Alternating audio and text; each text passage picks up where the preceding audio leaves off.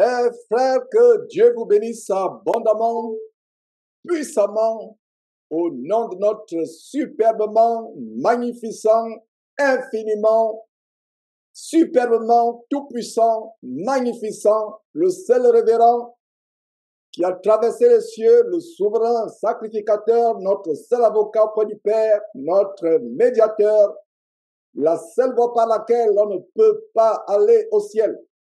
C'est par lui que je vous souhaite la bienvenue en ce grand jour de l'an de grâce 2023, le 3 décembre.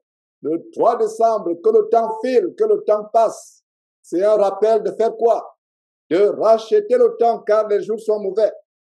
Avec toutes les abominations qui se passent dans le monde, comment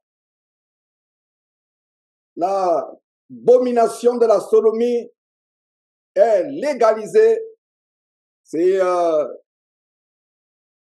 rappel, mes frères et sœurs, d'être enracinés, fondés dans la parole de Dieu.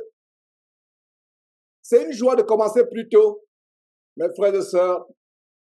C'est une merveille de maîtriser cette technologie, de commencer tôt. Alors, nous irons dans la parole de Dieu. Je vous salue, vous tous qui nous suivez par Facebook, qui ne pouvez pas vous connecter, ainsi que ceux qui sont actuellement sur Telegram.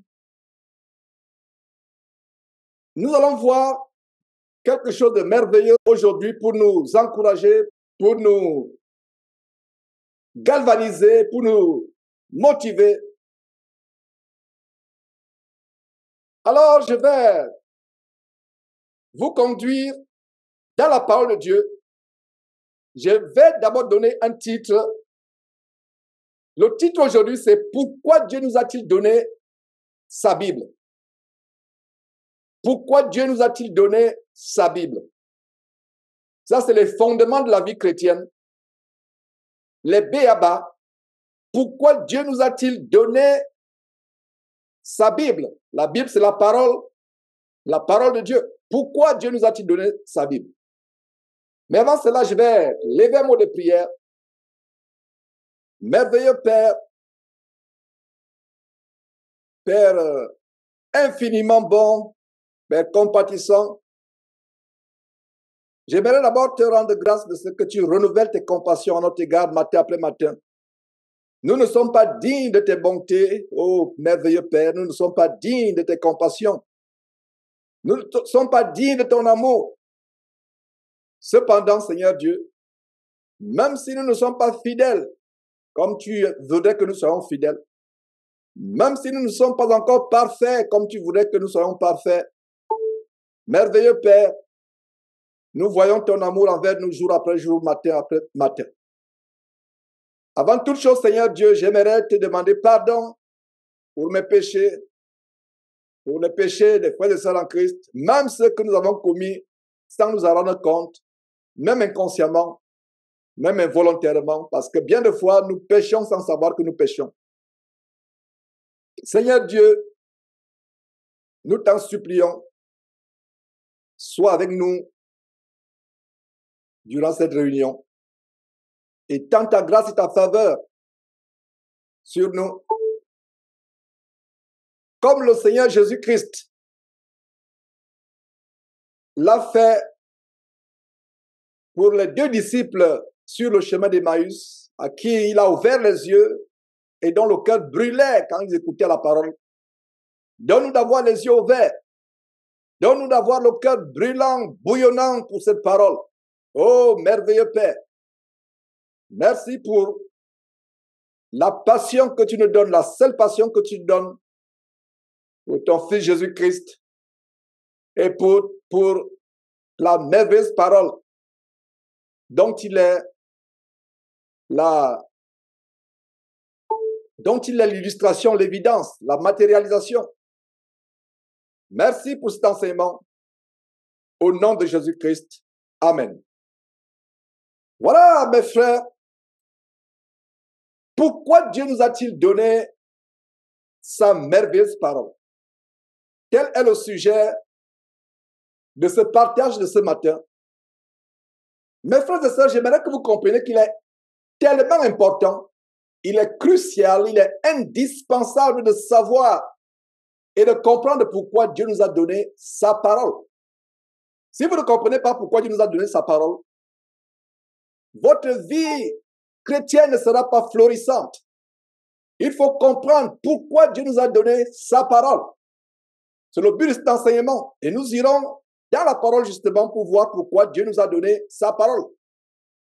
Dieu ne nous a pas donné sa parole pour être riche, pour être influent, pour la vendre, pour la commercialiser, pour bâtir des ministères, pour s'élever, pour être grand, pour se faire voir, pour montrer qu'on est un grand enseignant, pour montrer qu'on a un grand ministère. Mais Dieu nous a donné sa parole uniquement pour une seule chose. Et c'est cette chose que je vais partager avec vous ce matin ou ce soir selon votre heure. Vous devez comprendre cela. Mes frères et sœurs que j'aime bien dans le Seigneur, si vous comprenez cet enseignement, et ma prière c'est que cet enseignement reste gravé dans votre esprit le restant de vos jours. C'est un enseignement capital. J'ai rarement dit que les enseignements étaient des enseignements capitaux. Tous les enseignements sont capitaux, mais celui-ci est d'une extrême importance. Puis cet enseignement vous conduit le restant de vos jours sur terre pour que vous compreniez pourquoi Dieu nous a-t-il donné sa parole. Uniquement pourquoi Dieu nous a donné sa parole. Beaucoup de personnes étudient la Bible pour des mauvais motifs, pour des mauvaises raisons, pour des raisons impures. Par exemple, pour avoir des diplômes théologiques. Est-ce que vous saviez, mes frères et sœurs, que je voulais avoir mon doctorat en théologie ici à Houston? En même temps que je faisais les études d'avocat, j'ai amené mon épouse à m'accompagner à un institut théologique. On nous a donné des brochures, je les feuilletais.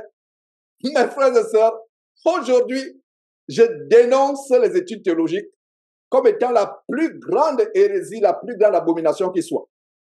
Dieu ne nous a pas donné sa parole pour être grand, pour se vanter, pour mettre devant notre nom docteur en théologie, pour s'élever, être révérend, pour se faire voir, pour augmenter notre bagage intellectuel, pour nous élever, pour paraître supérieur à d'autres chrétiens.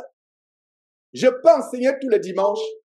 Mes frères et sœurs, ce n'est pas une fausse modestie. Je n'aurai jamais la prétention de me voir supérieur à qui que ce soit présent ici, parce que j'enseigne la parole de Dieu. Nous ne sommes pas supérieurs aux autres parce que nous enseignons la parole de Dieu. La Bible ne nous a pas été donnée par Dieu et c'est le plus grand trésor qui puisse être dans tout l'univers, la parole de Dieu. Je vous assure, si la Bible devait être vendue, toutes les richesses du monde entier, toute la fortune de la couronne britannique, tous les diamants de la compagnie sud-africaine Beers, tout l'argent de la réserve fédérale des États-Unis, de la Banque centrale de France, des banques centrales européennes, toutes les fortunes du monde ne seraient même pas suffisantes aux yeux de Dieu pour payer, pour acheter la Bible. La Bible est tellement précieuse. La Bible, c'est la vie. Non seulement la vie, mais la vie éternelle. Mes frères et sœurs, Dieu ne nous a pas donné la parole de Dieu gratuitement, pour augmenter notre savoir. Nous devons étudier la parole de Dieu avec les mêmes motifs, les mêmes raisons pour lesquelles Dieu nous l'a donné. Je reprends pour ceux qui sont lents à comprendre. Nous devons étudier la parole de Dieu avec les mêmes motifs pour lesquels Dieu nous l'a donné. Les mêmes raisons. Alors la question que vous allez poser, vous allez dire, notre frère Georges, pour quel motif Dieu nous a-t-il donné la parole de Dieu, la Bible? Pour quel motif? Ce n'est pas moi qui vais répondre à cette question. Nous irons dans la parole de Dieu pour répondre à cette question. Pour cela, je vous prie de tourner vos Bibles, s'il vous plaît, en 2 Timothée, je dis bien 2 Timothée, pas 1 Timothée, mais 2 Timothée, chapitre 3, verset 16. Nous allons découvrir la seule raison pour laquelle Dieu nous a donné la Bible. Il n'y a pas d'autre raison. Il n'y a pas d'autre motif. Et à partir d'aujourd'hui, quand vous lisez votre Bible, quand vous lisez la parole de Dieu, ayez ce seul motif à l'esprit. Pourquoi Dieu vous a donné la parole? Cet enseignement d'aujourd'hui va changer votre vie si vous le mettez en pratique. Vous ne serez plus une même personne si vous mettez cet enseignement en pratique. En découvrant comment et pourquoi Dieu nous a donné sa parole. Alors, 2 Timothée, chapitre 3, nous allons décortiquer les grandes révélations enfuies dans ce verset. Il a dit quoi? Toute écriture est inspirée de Dieu. Toute écriture est inspirée de Dieu et utile pour enseigner. Souligner inspiré de Dieu. Souligner utile. Pour enseigner, souligner enseigner. Pour convaincre, souligner convaincre. Pour corriger, souligner corriger. Pour instruire dans la justice, souligner instruire et encercler justice. Alors, je relis ce verset une fois encore. 2 Timothée. 2 Timothée. Nous allons voir peut-être les versets parallèles, mais restons dans ce verset. 2 Timothée, chapitre 3, je le relis encore. Toute écriture est inspirée de Dieu et utile pour enseigner, pour convaincre, pour corriger, pour instruire dans la justice. Verset 17, afin que l'homme de Dieu, homme ou femme de Dieu, parce que homme de Dieu ici c'est générique, tout être humain, afin que l'homme de Dieu, homme ou femme de Dieu, soit comment? Accompli et propre à toute bonne œuvre. Toute bonne œuvre, tant pour moi. Souligner, accompli, souligner, propre et encercler carrément toute bonne œuvre. Voilà le but de l'enseignement d'aujourd'hui. Voilà pourquoi la parole nous a été donnée. Pourquoi la Bible nous a été donnée. Il n'y a pas une autre raison. C'est pas pour bâtir les ministères, c'est pas pour devenir riche, la vente. C'est pas pour se lever, pour se vanter, pour s'enorgueillir, montrer qu'on enseigne, montrer qu'on est grand. La seule raison pour laquelle, mes frères et sœurs, Dieu nous a donné sa merveilleuse parole, je viens de la lire. Alors, commençons point par point. Décortiquons ce verset. Commençons par inspirer. Toute écriture est inspirée. Quand vous comparez avec la version King James, de laquelle la version Louis II est issue, le mot inspiré signifie que c'est Dieu qui a insufflé son souffle. Je vous conseille d'avoir plusieurs versions de la Bible.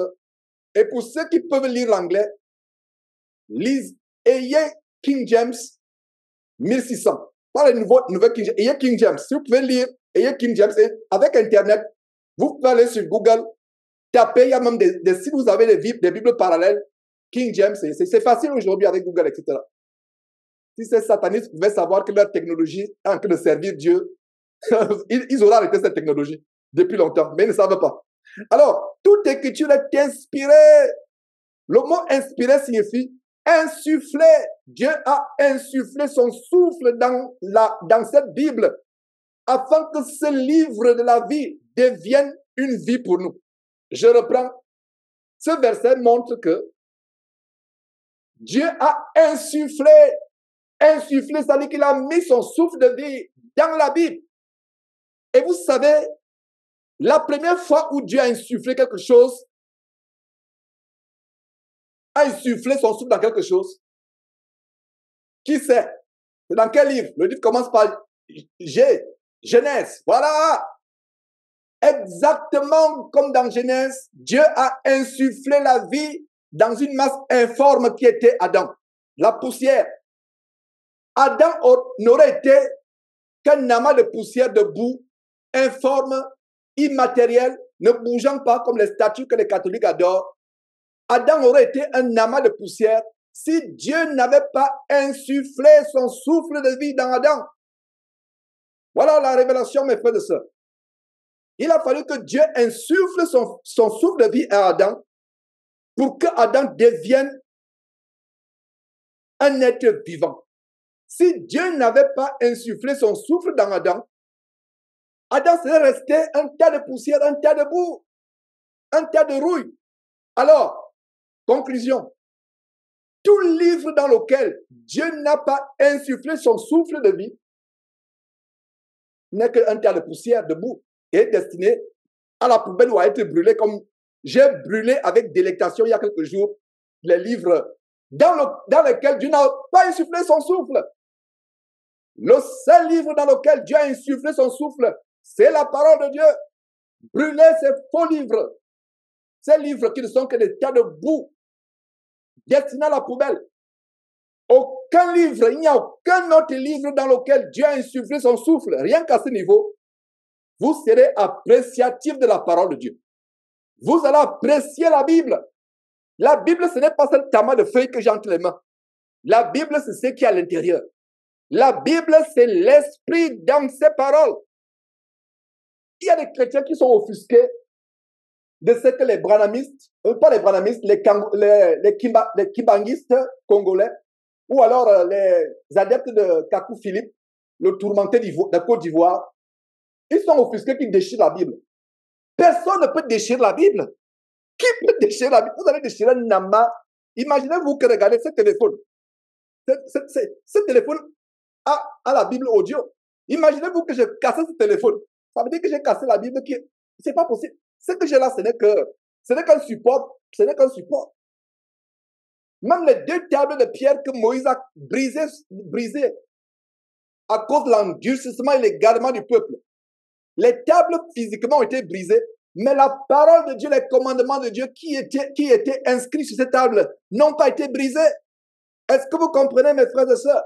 Personne ne peut. Donc, détends-toi, mon frère, ma sœur. Si tu as pleuré à chaudes larmes parce que tu as vu une vidéo, quelqu'un a vu la Bible. On ne peut pas lire la Bible. Alors, regardez ceci. Et ça va nous encourager. Respectons la parole de Dieu. Pourquoi? La Bible nous dit que toute écriture, de Genèse chapitre 1, verset 1, Apocalypse chapitre 22, verset 21, est insufflée par Dieu. Dieu a soufflé son souffle dans cette parole de Dieu et cette parole de Dieu est devenue vie. C'est pour cela que cette parole peut te ressusciter, même si tu es déjà mort, physiquement ou spirituellement. Cette parole de Dieu est la vie. J'aimerais que tu comprennes cela et que tu apprécies la parole. Pourquoi beaucoup de chrétiens n'ont pas la passion dans leur vie chrétienne? Pourquoi ils n'ont pas l'enthousiasme? Pourquoi ils ne sont pas engagés? Parce qu'ils n'ont pas compris que cette parole a été...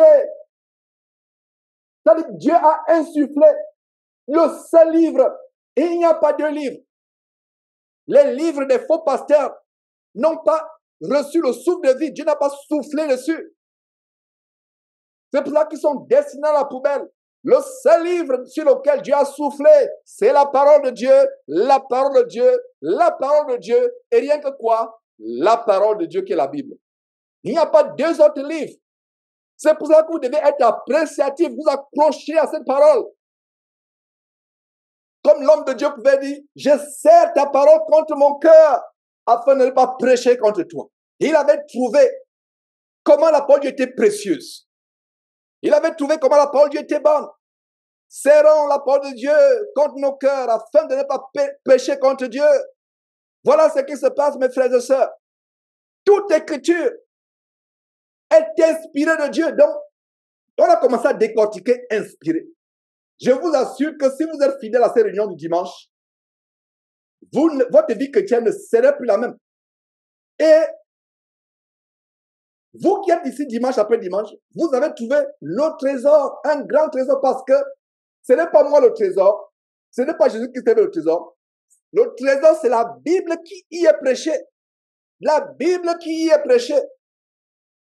Et avec toutes ces connaissances, ce n'est pas que je me vante. Je pouvais dire que je vais rester avec ma famille, partager ces connaissances à mes enfants. Ça aurait été égoïste. Mais je dis, Dieu m'a fait grâce de connaître cette parole, de la découvrir. Je la partage avec le monde. Vous aussi, mon frère, partagez cette parole autour de vous. Partagez-la aussi avec le monde. Ce n'est pas une habilité humaine pour que je ne me vante pas. Je vous assure que ce que j'enseigne, ce n'est pas une habilité humaine. Vous m'êtes témoin, je n'ai même pas une langue facile, humainement parlant. Mais avec ma langue, la plupart du temps embarrassée, je n'ai pas d'éloquence. Il y a même quelqu'un qui disait la dernière fois, ton accent est tellement lourd que quand je te suis que la moitié. J'ai dit, quand Dieu va t'ouvrir l'intelligence, tu ne vas pas suivre la moitié. Tu vas me suivre plus que ce que j'ai dit. Parce que tu suis selon la chair.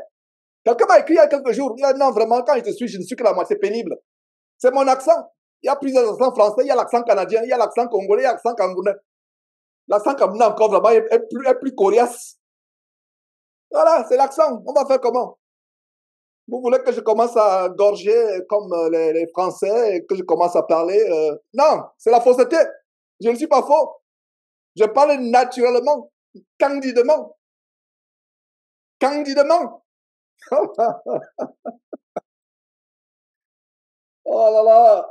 Il y a certains croyants qui sont à terre ici à Houston, pendant ceux qui sont avec nous physiquement, ils sont à terre. Relevez-vous, mes frères et sœurs, je parle candidement. Alors, mes frères, certains sont réveillés, c'est bon. Voilà, c'est bon, certains sont réveillés. Alors, toute écriture est inspirée de Dieu, utile pour enseigner, inspirer. À côté d'inspirer, écrivez, insuffler. Insuffler, ça dit qu'il a soufflé. Ça dit que si vous mettez inspiré, vous n'allez pas comprendre. Mettez un commentaire en disant que Dieu a soufflé sur la parole. Exactement comme il a fait avec Adam. Allons lire ce qu'il a fait. Genèse chapitre 2. Genèse chapitre 2, verset 7. Allons lire, mes frères et sœurs. Genèse chapitre 2. Le processus créationnel de notre ancêtre, le premier homme sur terre. Voilà ce qui s'est passé. Genèse chapitre 2, verset 7. Qu'est-ce que nous voyons? L'éternel Dieu, est-ce que vous y êtes? J'y suis. Genèse chapitre 2, verset 7. L'éternel Dieu fit quoi? Forma l'homme de la poussière de la terre. Voilà. Il forma l'homme de la poussière de la terre. Point. Si on s'arrête à ce niveau-là, Adam n'était qu'un amas de poussière. Regardez, vous balayez votre cour. Vous balayez, vous rassemblez les feuilles mortes, il y a la poussière, vous mettez dans la poubelle.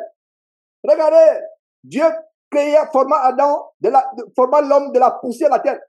S'il n'y a pas un point.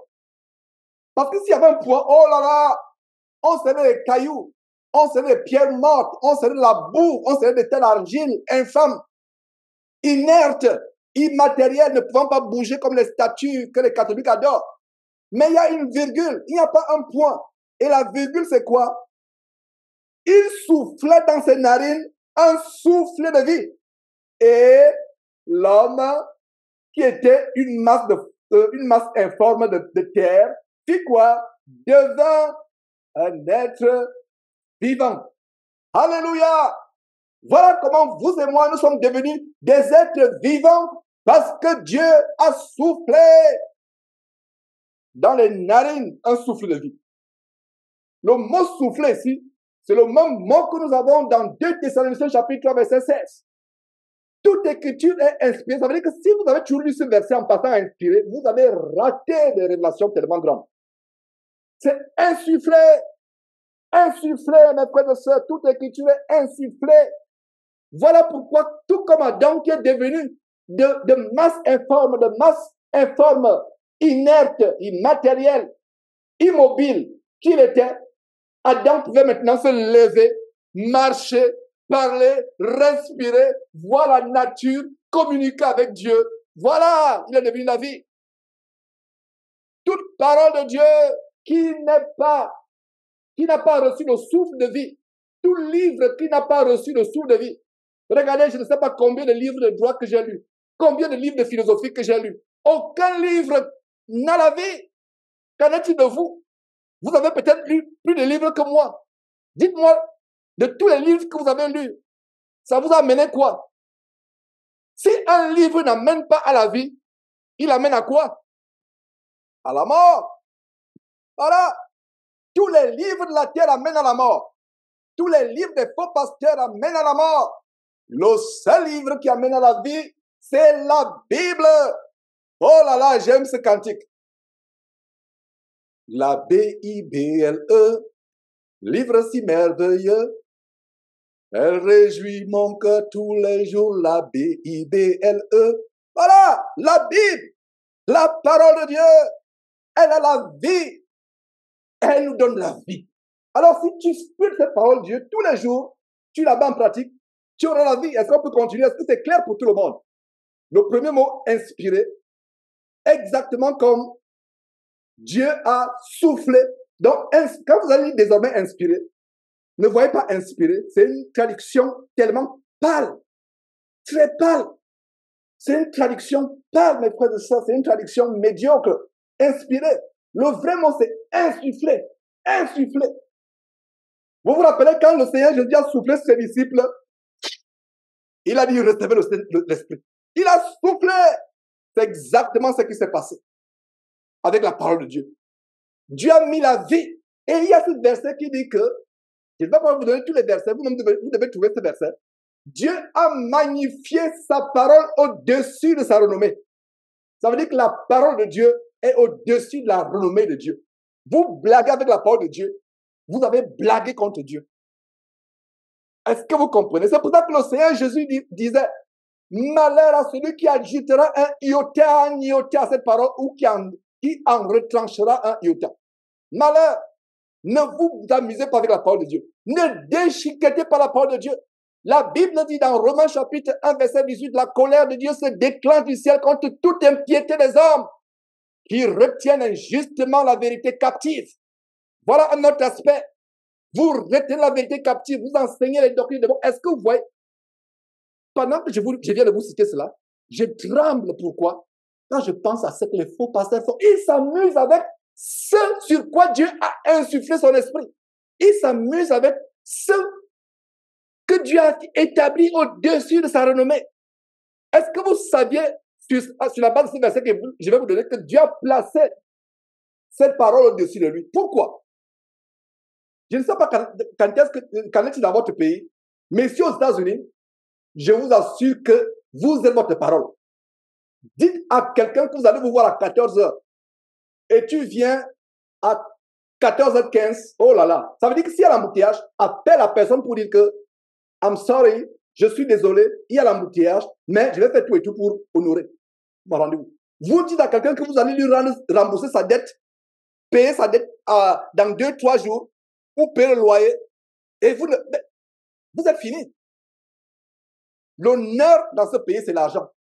C'est pas comme il y a des personnes qui s'en foutent. Ici, c'est pas. C'est-à-dire quand vous êtes malhonnête ou vous ne respectez vos paroles, vous êtes fini.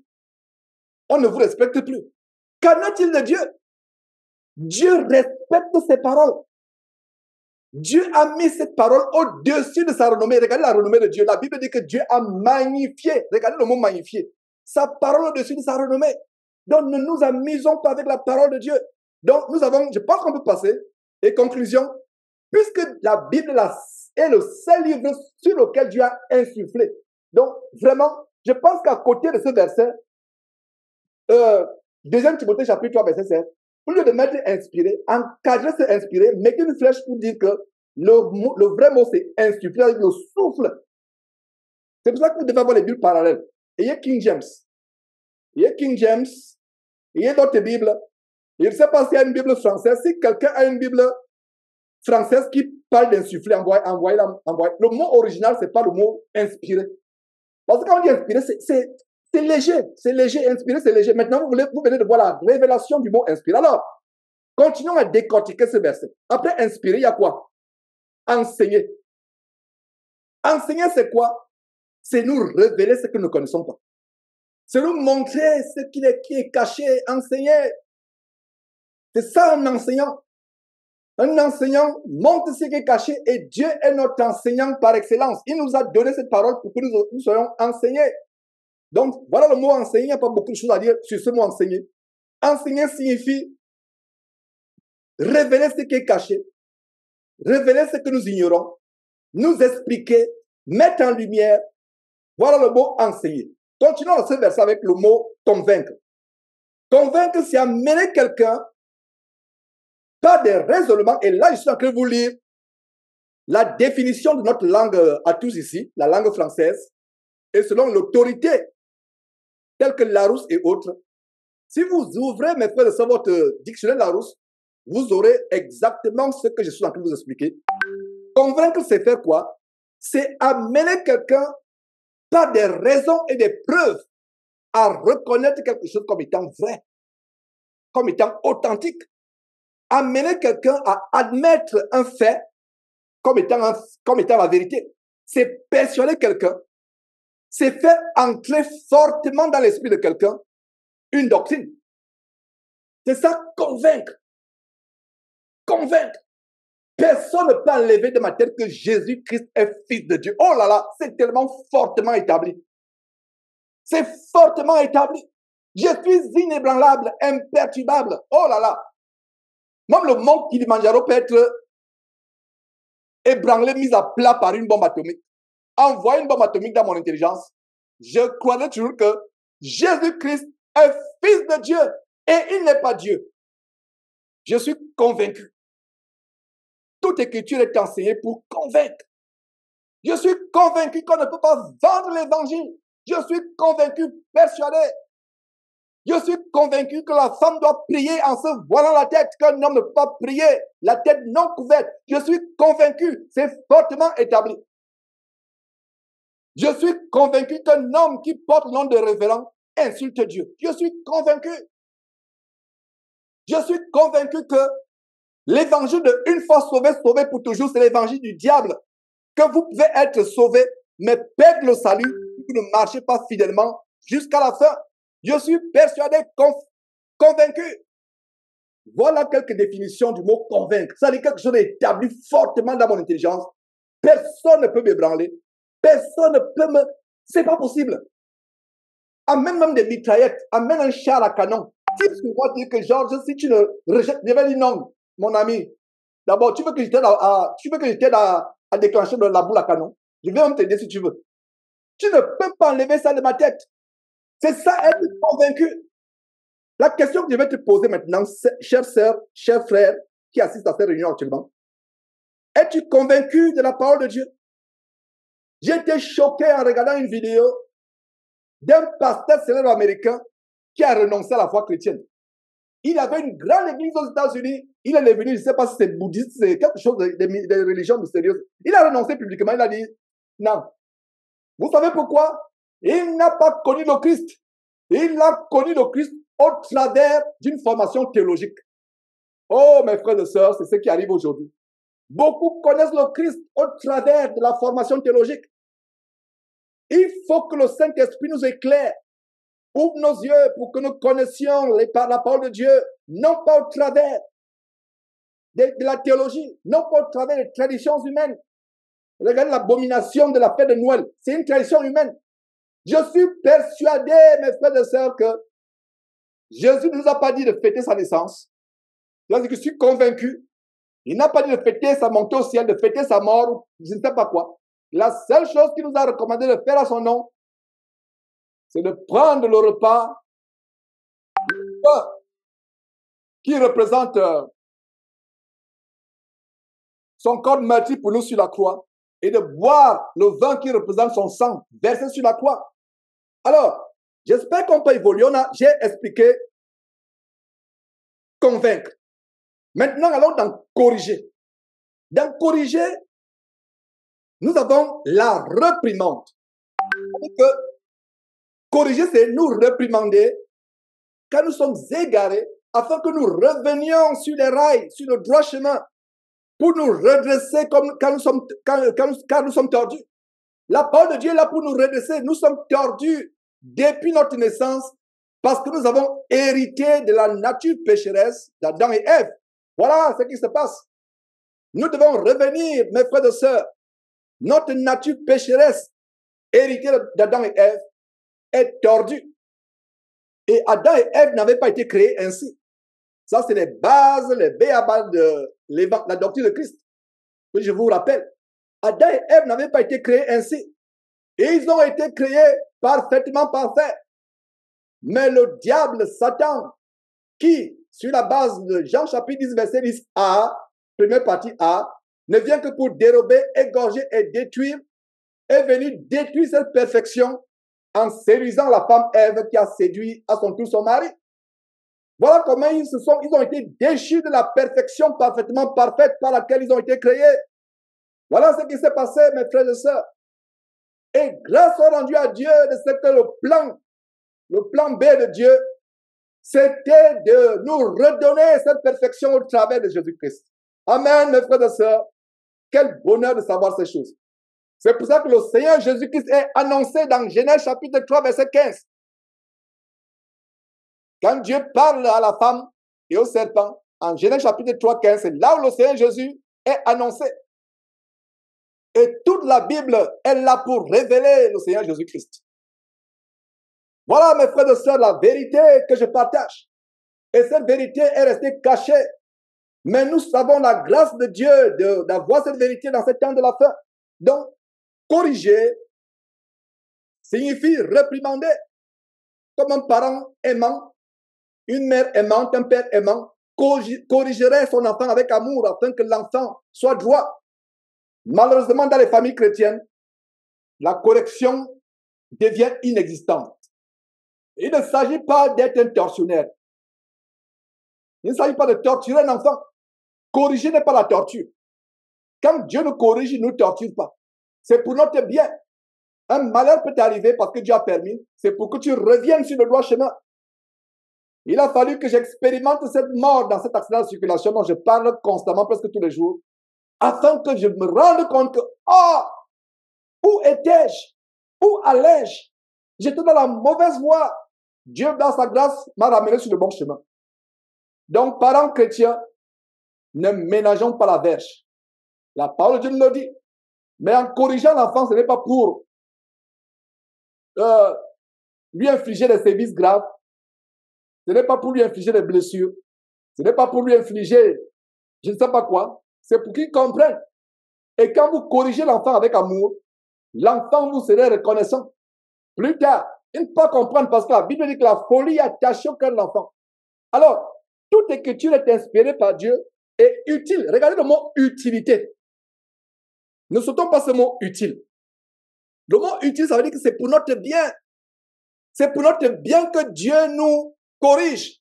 C'est pour notre bien qu'il nous enseigne ces choses. Regardez comment la Bible dit, et c'est l'apôtre Pierre qui disait dans ses livres, Dieu nous a donné tout ce qui contribue à la vie et non à la mort, à la vie et à la piété. Toute écriture est inspirée de Dieu pour corriger. Nous sommes nés tordus. Oh là là, mes frères et sœurs. Que Dieu m'a délivré de beaucoup de choses. J'étais tordu et est-ce que je suis redressé à 100%? Ma prière, c'est que je sois vraiment redressé à 100%. Et c'est ma prière également pour vous. Parce que nous tous, nous sommes tordus depuis le ventre de notre mère. Nous sommes conçus étant tordus. Et nous héritons ça d'Adam et Ève, la nature pécheresse. Et ce n'est qu'en Jésus-Christ qu'on peut être parfaitement parfait comme Dieu a créé Adam et Ève avant la chute, avant le péché, la séduction par le serpent. Donc Jésus-Christ est le plan de Dieu pour nous rendre parfaits à l'état d'Adam et Ève avant le péché. Je reprends. Jésus-Christ est le plan de Dieu pour nous rendre parfaits comme à l'état d'Adam et Ève avant la chute. Voilà le mot corriger. Et après corriger, qu'est-ce que nous avons? Après corriger, nous avons quoi? Pour instruire dans la justice. Commençons d'abord par instruire. Dans l'instruction, il y a de l'exercice, de l'entraînement. Il y a de l'expérimentation. Beaucoup de chrétiens connaissent la Bible de manière théorique. Mais nous devons être instruits de telle manière que nous la connaissons de manière expérimentale. Tu as expérimenté la délivrance du mensonge à cause de cette parole. Tu as expérimenté la délivrance du faux à cause de cette parole. Tu as expérimenté la délivrance de la dévotion sexuelle, de l'amour de l'argent. Tu as expérimenté cela. C'est ça l'instruction. C'est pour cela que ce pasteur pouvait démissionner, fermer son église, choquer sa congrégation en disant que je vous enseignais pendant des années dans cette méga church, mais j'ai toujours douté de ma croyance en Christ. Parce qu'il n'a pas eu l'expérience de Christ.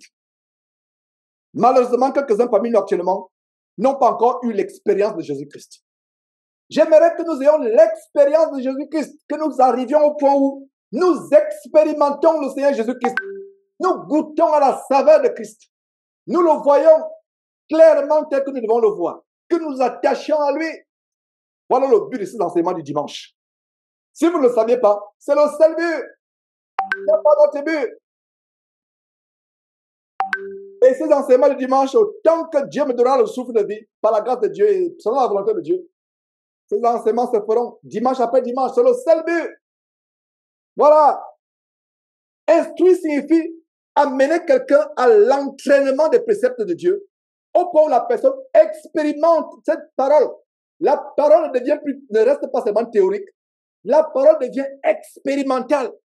Vous êtes transformé, renouvelé, revitalisé par cette parole. Vous la vivez au point où vous dites, j'ai reçu la parole de Christ, je l'ai expérimenté dans ma vie qui a changé. Je suis devenu une nouvelle créature.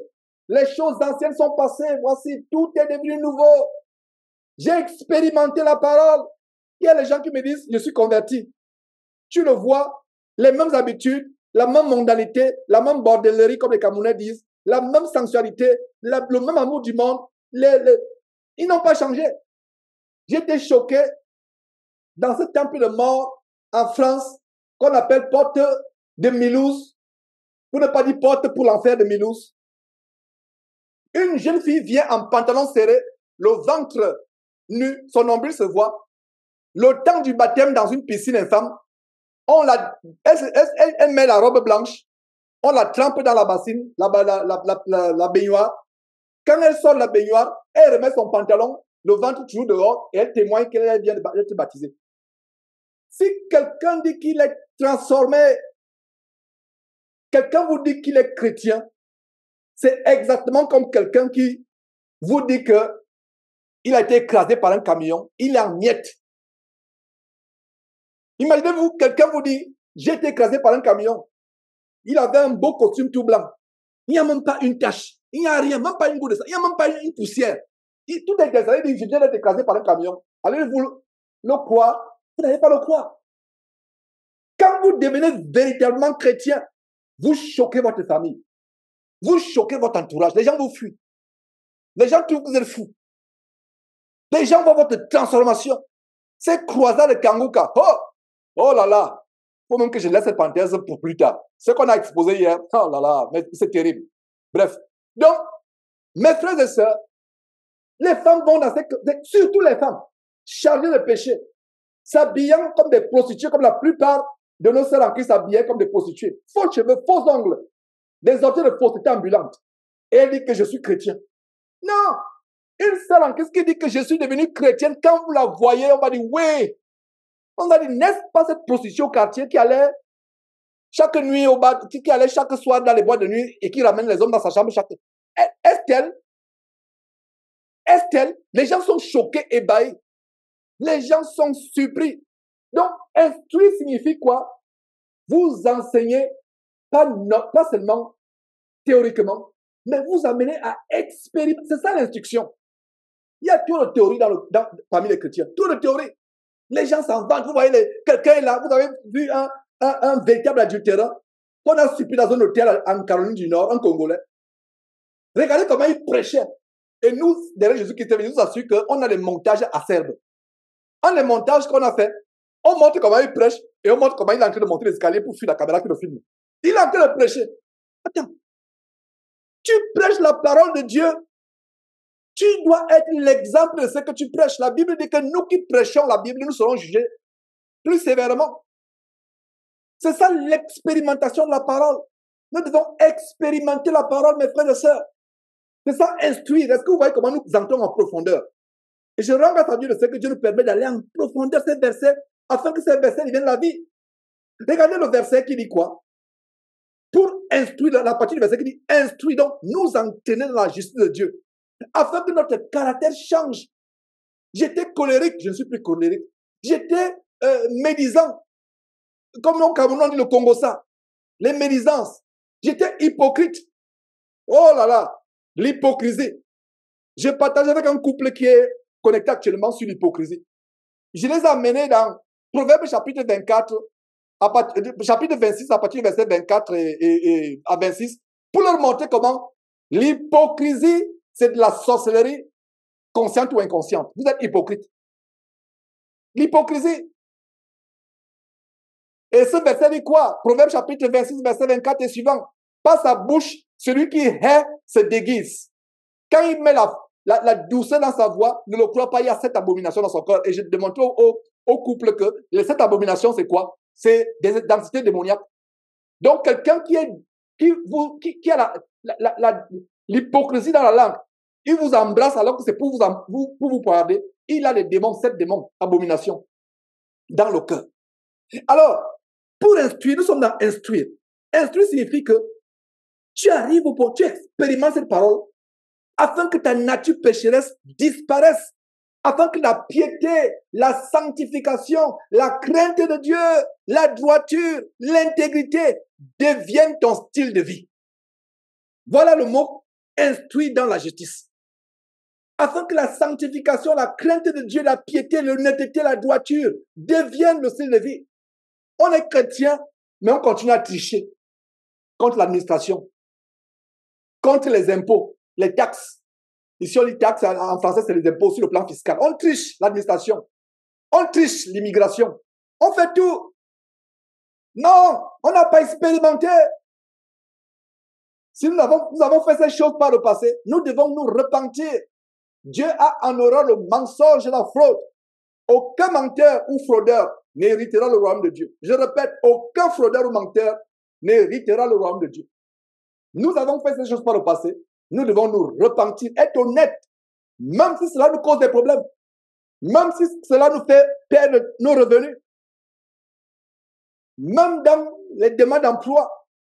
On triche sur la demande, on essaie de corriger, on essaie d'embellir la demande, le CV, on appelle ici le résumé, c'est-à-dire que le curriculum vitae ou vitae.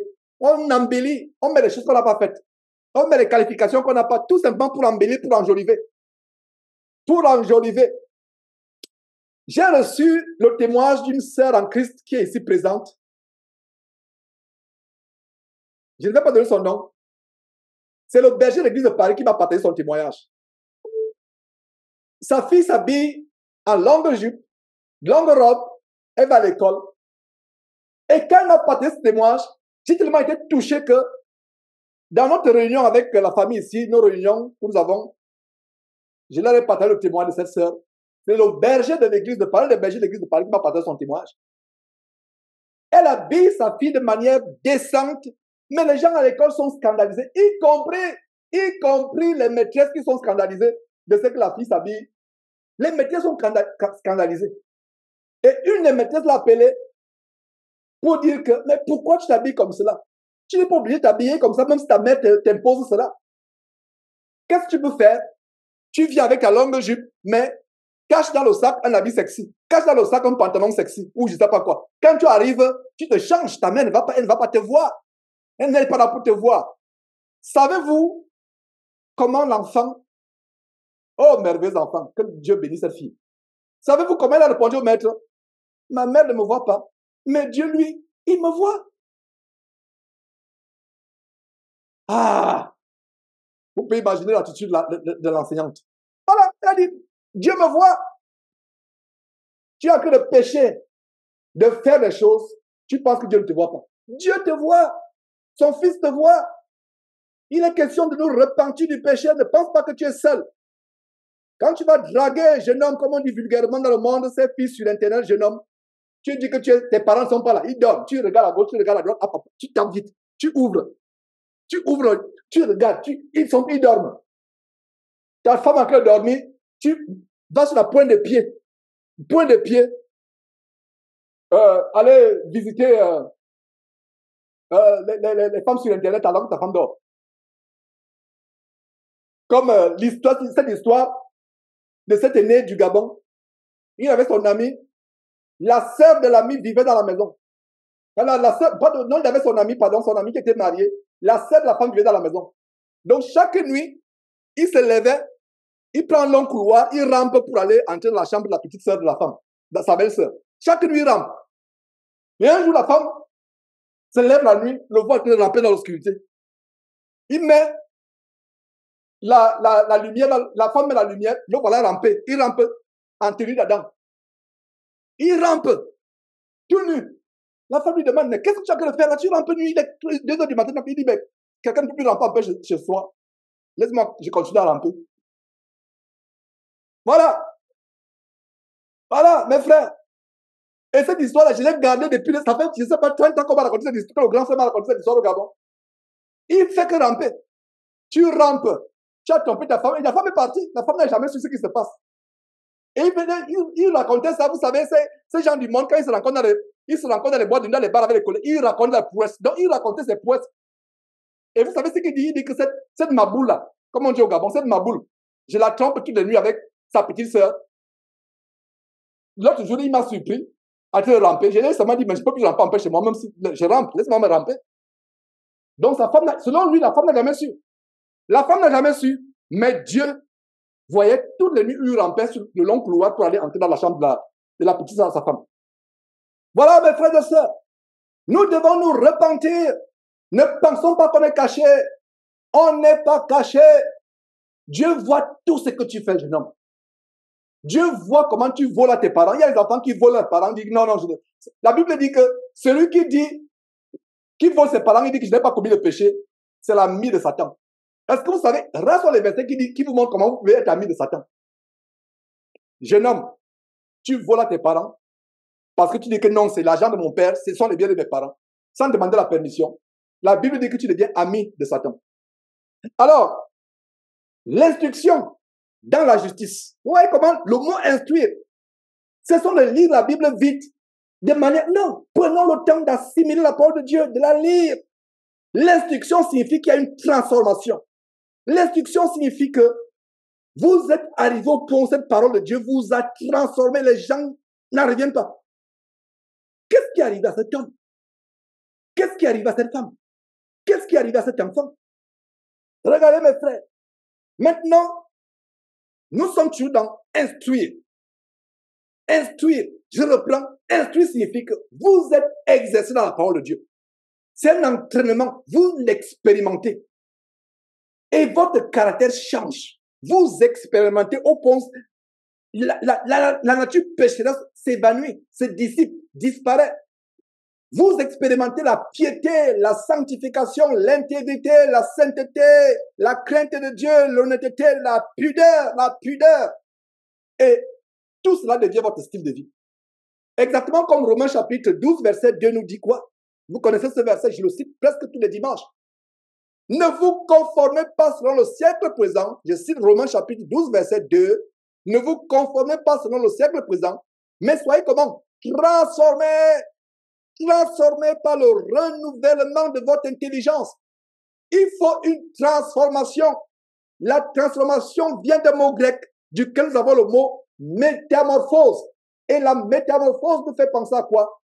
Regardez cette chenille hideuse, toute laide, qui effraie même les enfants. Qui effraie les enfants. Cette chenille hideuse, lente, lourde, hideuse, laide. Laide.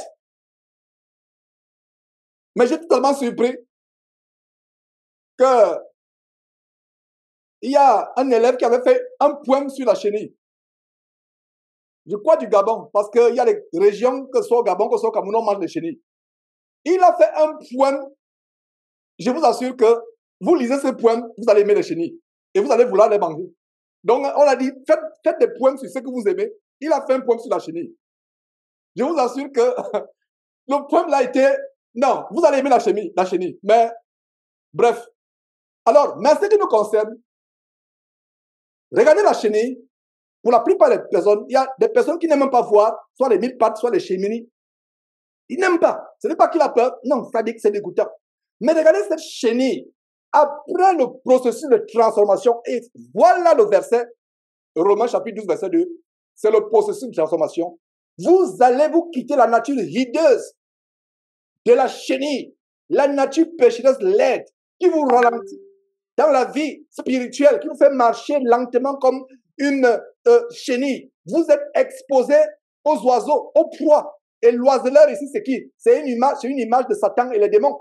La chenille est la proie facile des oiseaux. Les oiseaux, le monde spirituel des démons. C'est une parenthèse pour que vous compreniez. Alors, quand vous êtes transformé, vous devenez ce papillon merveilleux. Regardez, le cocon reste. c'est une masse inerte qui reste soit sur la branche de l'arbre, soit sur une feuille, soit... Le cocon reste là, tout sec. Et la chenille en sort. Oh là là! Il y a même des professionnels qui collectionnent les papillons. Je ne connais pas, j'ai oublié le nom, je savais comment... Des collectionneurs. Ils les vendent cher. Ils attrapent les papillons, ils les collent, ils les font sécher, ils collent. Et c'est devenu un hobby. Parce que ça devient beau. Ce papillon voltige. Il a une marche légère. Il n'est plus hideux. Il peut échapper facilement aux oiseaux. Comprenez les démons spirituellement. Il n'est plus la proie facile. Il est agile. Il est tellement beau. Voilà la signification du mot transformer, la métamorphose. C'est sans chrétien et c'est un processus. Il faut que nous arrivions là. Est-ce que je suis arrivé au point aux yeux de Dieu? Je suis transformé. Quand tu regardes en arrière, tu étais cette femme insoumise au mari. Tu étais ce mari violent. Tu étais ce mari vraiment insensible à sa femme ou aux enfants. Tu étais un mauvais père de famille. Tu étais cet enfant désobéissant, bagarreur, violent, aimant la pornographie, la masturbation et toutes les passions de la jeunesse. Tu es changé.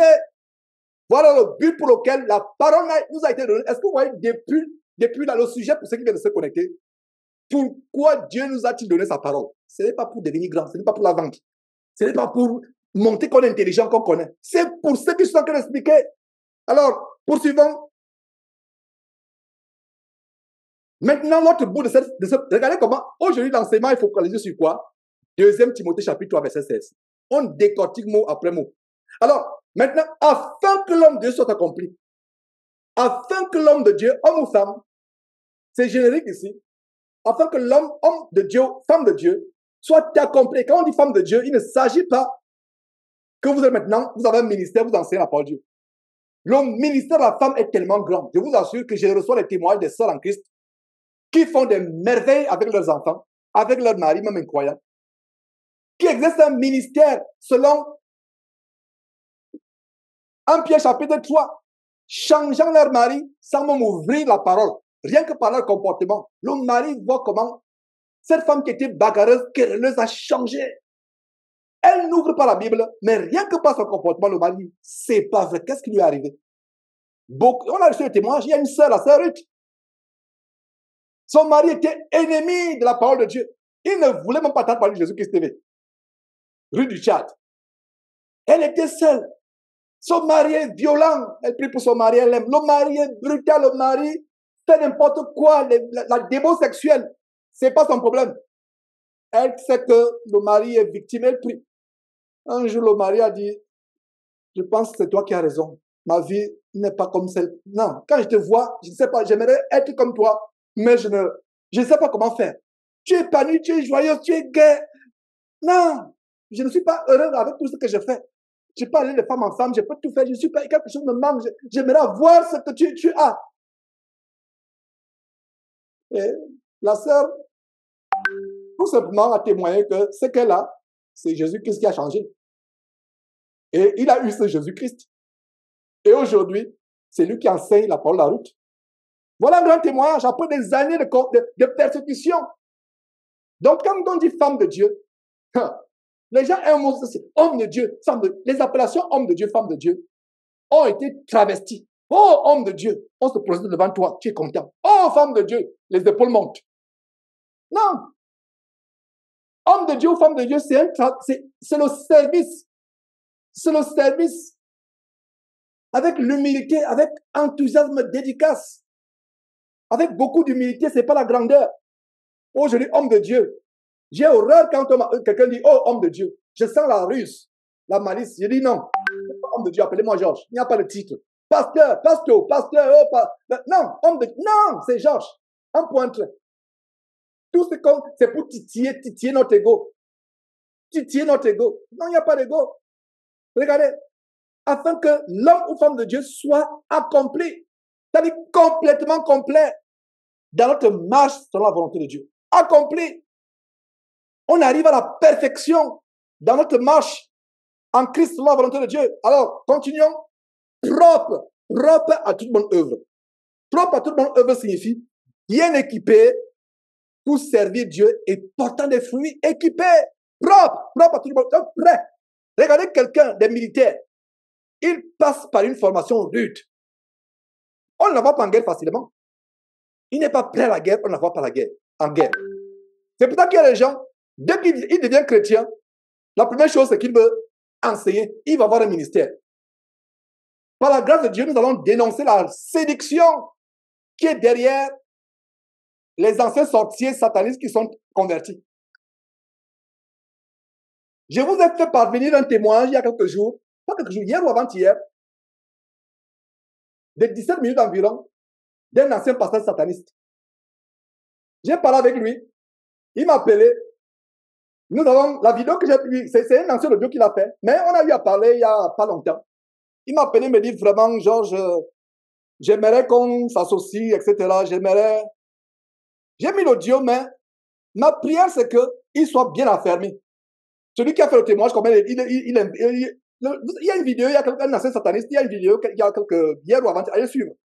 Donc lui et moi, on a parlé, et la conclusion que j'ai eue, c'est que c'est vrai, il est revenu sur le droit chemin, mais il lui manque les bases. Il faut qu'il soit enseigné. Il faut qu'il soit enseigné. C'est un Ivoirien. Il faut qu'il soit enseigné. Je ne sais pas si c'est Daniel David, c'est son nom, celui qui parle dans la vidéo là. Il faut qu'il soit enseigné. Lui, on a parlé, il avait des projets, il me disait, voilà ce qu'on va faire, les visions, et ma conclusion, c'est qu'il faut qu'il soit enseigné. Ce n'est pas que tu étais un ancien sataniste, un ancien sorcier. Subitement, tu te m'as enseigné. Comme le jeune homme, pas le jeune homme, l'adulte tourmenté d'Orléans en France. Un ancien musicien camerounais, Massamba, il a laissé la musique, mais aujourd'hui, il est enseignant. Ce n'est pas surprenant maintenant qu'il est polygame. Il a pris une autre femme et il justifie par tous les moyens que la polygamie est biblique. Je dis souvent, j'ouvre une parenthèse en disant que ne fouillez pas la Bible pour trouver les versets qui justifient votre péché. Je reprends. Ne fouillez pas la Bible pour trouver les versets qui justifient votre péché. Mais fouillez la Bible pour être délivré du péché. Voilà. Voilà ce qui se passe. Portez des fruits. Dans la formation militaire, on n'envoie pas n'importe qui en guerre. Il faut que vous soyez prêts. Vous passez par une formation de discipline. C'est ce qui était l'armée américaine il y a quelques années. Ce n'est pas l'armée américaine aujourd'hui où les généraux mettent les jupes, où les militaires mettent le rouge à lèvres et les boucles, le reste. Ce n'est pas la nouvelle armée américaine d'efféminés. Mais à l'époque, l'une des plus grandes armées, regardez, il y a des vidéos sur Internet, comment l'armée, les Chinois et les Nord-Coréens, ils cassent les barres de fer avec la tête. Ils bondissent comme ça, ils cassent une brique. Même 3 briques, ils cassent. Ils bondissent, le président, il a applaudi. Ils ont été équipés pour le combat sur le plan physique. Ils sont prêts. Mais nous ne luttons pas contre la chair et le sang. De même qu'ils sont équipés, prêts pour le combat physique, nous devons être équipés, prêts, non seulement pour le combat spirituel, mais surtout pour notre marche en Christ dans la sainteté. Voilà ce qui se passe. Voilà ce qui se passe. Alors, équipés signifie, nous sommes prêts pour servir Dieu et porter des fruits. Regardez Colossiens chapitre 1. Colossiens chapitre 1, j'y suis presque. Verset 10 qui dit quoi?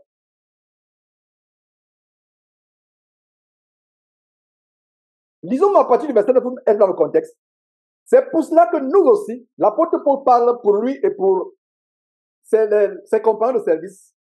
C'est pour cela que nous aussi, depuis le jour où nous en avons été informés, nous ne cessons de prier Dieu pour vous. Quelle est la prière? Elle est la suivante. Et de demander que vous soyez remplis de la connaissance de sa volonté en toute intelligence spirituelle. Point, c'est ça? Non, il y a une virgule. Le but pour lequel nous sommes remplis de la connaissance de la parole de Dieu, ce n'est pas pour créer les ministères. Dieu ne nous a pas donné la Bible pour enseigner les autres. Non, c'est pour nous transformer. Dieu ne nous a pas donné la Bible pour qu'ils viennent ici tous les dimanches enseigner. Non! Regarde la raison. Paul et ses compagnons de service font quoi? Ils prient pour les Colossiens. Pourquoi? Et ils demandent à Dieu que Dieu leur remplisse de quoi? De connaissance de sa volonté en toute sagesse et intelligence spirituelle pour monter les ministères. C'est ce que la suite dit. Pour avoir des diplômes et se vanter, c'est ça? Non. Verset 10. Voilà une autre raison pour laquelle la Bible nous a été donnée. Verset 10. Pour marcher d'une manière digne du Seigneur et lui être agréable. C'est ça? Non. C'est pas lui être agréable. Lui être entièrement souligné. J'avais déjà souligné, mais j'encercle tout en faisant attention de ne pas faire disparaître entièrement. Voilà. Entièrement. Il n'a même pas dit agréable. Voilà pourquoi la Bible nous a été donnée, pour que nous soyons entièrement agréables à Dieu. Parce que si la Bible, Dieu nous avait pas donné la Bible, on ne saurait pas quoi faire pour être agréable à Dieu. On serait perdu. Quand on dit à une femme qu'elle ne doit pas porter le pantalon, parce que la Bible, il y a la loi qui dit que la femme ne portera pas les vêtements d'homme. Quand la femme s'habille de manière sexy, entre guillemets, elle devient un objet de sexe. Il y a pourtant un verset qui dit que qui interdit à la femme, premier Timothée chapitre 2, verset 9, qui dit à la femme de s'habiller de manière pudique et non sexy. Au contraire, le sexy, c'est pudique. Vous voyez? Regardez la raison pour laquelle nous avons la Bible. Verset 9, nous prions Dieu pour vous, et c'est ma prière pour nous ici, afin que nous soyons remplis de la connaissance de la volonté de Dieu, en toute sagesse et intelligence spirituelle. Intelligence spirituelle, pas intelligence mondaine ou séculaire ou humaine. Souligner intelligence spirituelle, pas selon le monde. Il n'est pas, afin que nous soyons remplis de toute sagesse et intelligence spirituelle, verset 10, et le verset ne dit pas pour nous vanter avec les grands diplômes. Pour mettre devant notre nom, docteur ceci, ou notre titre, homme de Dieu tel, révérend tel. Non, c'est pour faire quoi, verset 10? Pour marcher d'une manière digne, d'une manière digne. Quand Dieu te regarde, oh là là, il est fier de toi, ma soeur, il est fier de toi, mon frère. Il est fier de toi, ensemble ici, réunis avec nous. La Bible dit que les yeux de Dieu parcourent la terre pour voir s'il y a quelqu'un d'intègre et droit qui fasse sa volonté. Et cette parole nous a été donnée pour faire quoi, verset 10? Pour marcher d'une manière digne du Seigneur et lui être agréable? Non. Lui être entièrement agréable. Est-ce qu'il y a des aspects de notre vie où nous ne sommes pas encore agréables à Dieu? Revoyons ces aspects de notre vie. Comme nous commençons cette nouvelle semaine par la grâce de Dieu. Voyons les aspects de notre vie. Jusqu'à notre manger, notre boire, notre manière de nous vêtir. Ce que nous écoutons sur Internet, ce que nous voyons à la télé. Nos fréquentations. Quelles sont nos pensées? Quelles sont les paroles qui sortent de notre bouche? Afin que nous marchions d'une manière entièrement agréable. D'une manière digne du Seigneur, pardon, pour lui être entièrement agréable. Ça ne s'arrête pas là. Portant des fruits en toute bonne œuvre et croissant par la connaissance de Dieu. Voilà la connaissance de Dieu.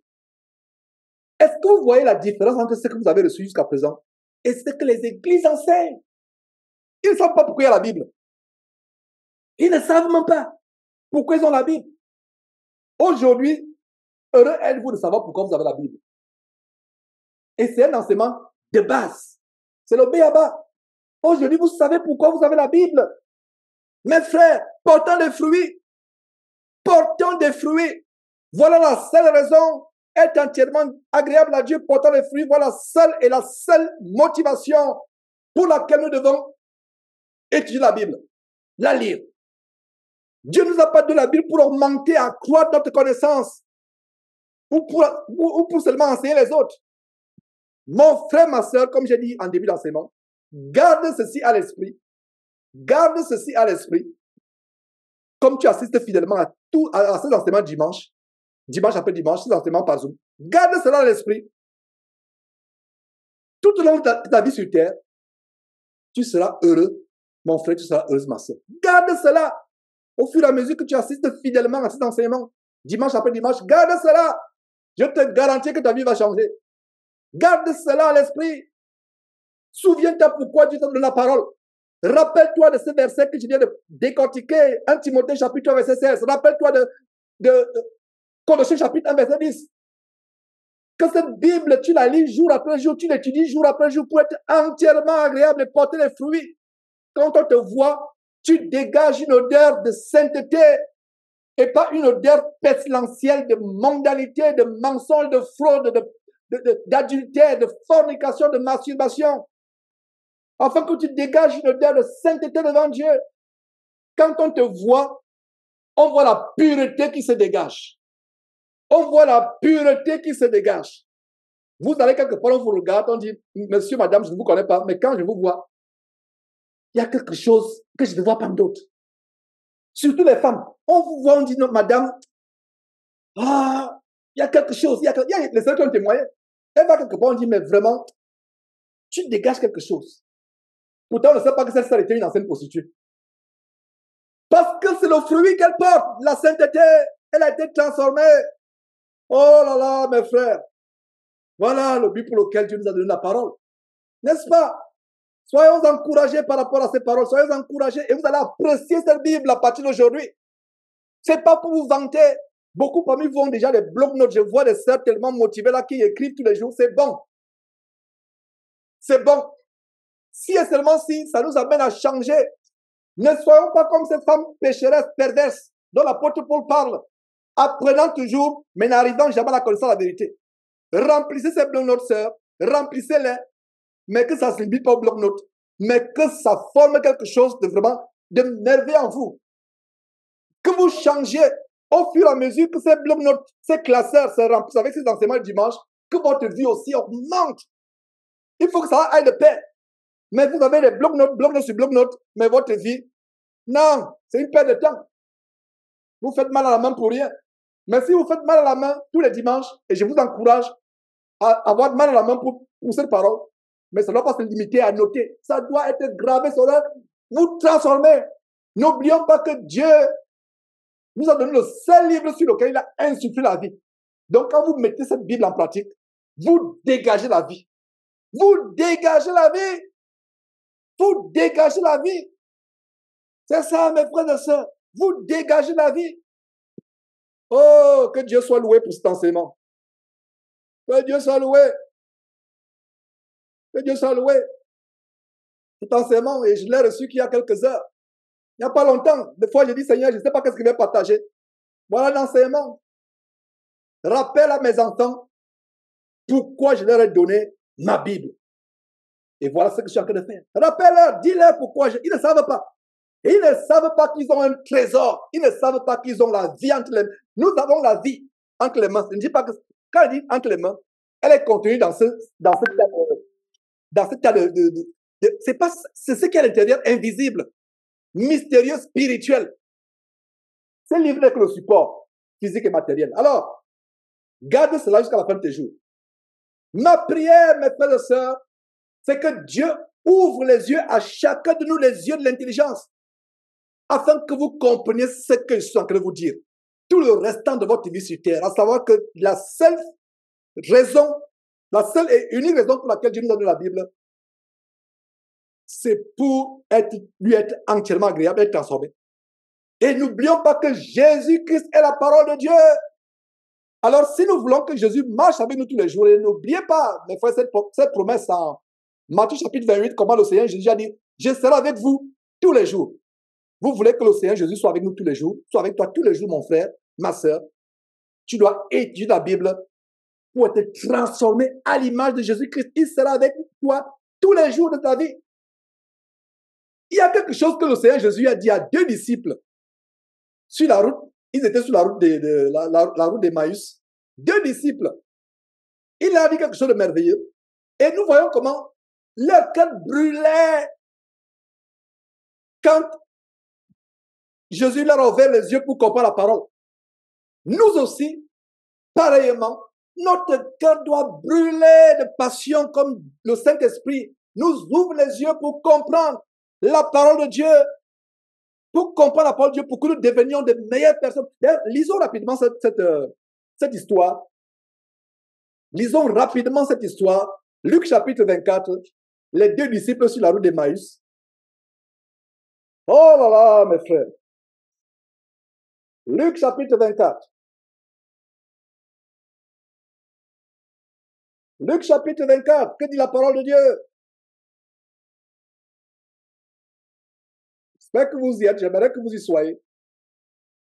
Pour que vous compreniez les révélations qui sont contenues dans cette parole.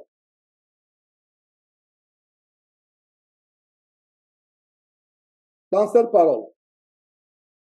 Alors, Luc chapitre 24, au verset, lisons à partir du verset 13 jusqu'au verset 32. Je vais lire rapidement, je ne vais pas tout lire, je vais lire ce qui est important.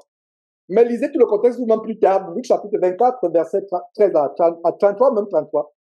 Alors, verset 13, Luc chapitre 24, verset 13. Et voici ce même jour, 2 disciples, combien de disciples?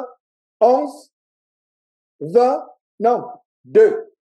Donc, 2 disciples allaient à un village nommé Emmaüs. Donc, ils étaient sur la route vers Emmaüs. Éloigné de Jérusalem de 60 stades. Et à l'époque, il n'y avait pas, comme on a ici, les miles en anglais ou les kilomètres en français. Ils avaient leur mesure et nous avons la révélation sur le genre de mesure qu'ils utilisaient, 60 stades. Nous savons penser quelle était la mesure d'un stade. Donc, c'était la mesure d'un stade fois 60 fois. Alors, verset 14, c'est une parenthèse tout simplement. Ils s'entretenaient de tout ce qui s'était passé. Il y a les événements terribles qui sont passés ce temps-là. C'était quoi? La crucifixion du Fils de Dieu. Donc, tout Jérusalem était en ébullition. Tout Jérusalem. Donc, ils allaient quitter Jérusalem pour aller à Emmaüs. Ils s'entretenaient, 2 disciples de Jésus. Oh, vraiment le Seigneur, regarde comment on l'a tué. On a déchiré ses vêtements. Il y a même d'autres qui se moquaient de lui. Oh, regarde. Ils s'entretenaient de tout ce qui s'était passé. Verset 15. Pendant qu'ils parlaient et discutaient, Jésus s'approcha et fit route avec eux. Jésus s'approche.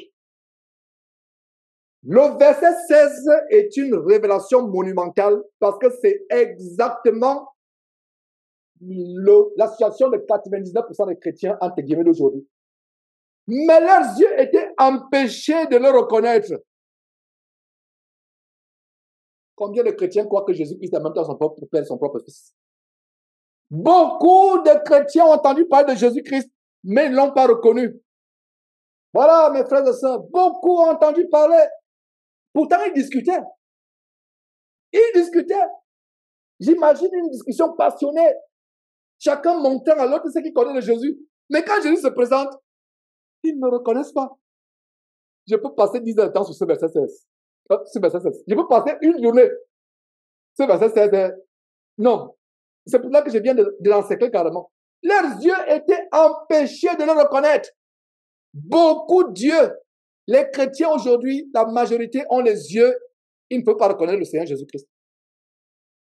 Quand ils tournent leur ventre et leur bas-ventre dans ces salles de mort en louant le Seigneur Jésus, ils ont quel Jésus? C'est le verset 16.